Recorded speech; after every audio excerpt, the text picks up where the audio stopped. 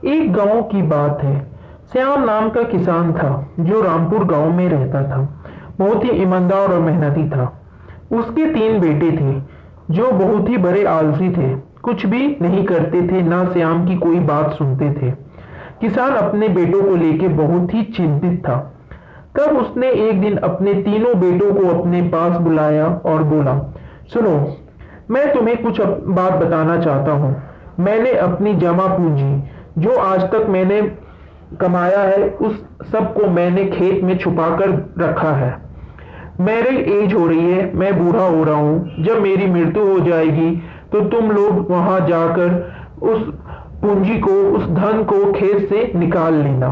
वो दिन आ गया जब किसान बूढ़ा हो चुका था और अपने खेत पर काम करने जा रहा था। खेत में काम करते करते उसकी अचानक तबीयत खराब हो गई और वो वहीं गिर पड़ा। खेत पे गिरने के बाद वहीं उसकी मृत्यु हो गई। उसके तीनों बेटे जब वहां पहुंचे तो देखा कि उस श्याम वहां गिरा हुआ है।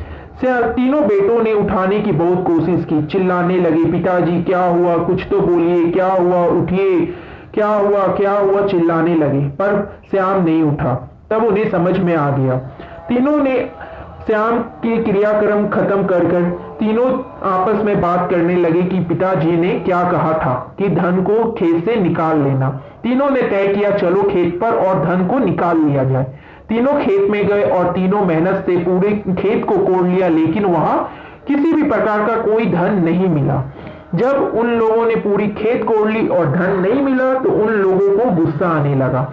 खड़े खड़े अपने पिता पे गुस्सा कर रहे थे, तभी उनके मन में विचार आया कि पूरी खेत तो कोड़ ली, क्यों ना इसमें फसल भी लगा दिया जाए। तब तीनों ने मिलकर पूरी खेत में धन बोना शुरू कर दिया। पूरी खेत में धन बोने के बाद उन लोगों ने वहां से चल दिए और अपने घर आए। घर आने के कुछ दिन बाद जब फिर वो खेत पर गए तो वहां देखा बहुत ही हरी भरी लहराती हुई धान हो रही थी, फसल उगी हुई थी। वह देख के वो तीनों के मन में बहुत ही उत्साह, खुशी हुई और उन्हें अपने पिता की बातें याद आई और उन्हें समझ में आ गया कि उनके पिता उनसे क्या कहना चाहते थे, वो किस धन की बात कर रहे थे। और उस दिन से वो लोग आपस में काम करना शुरू कर दिया।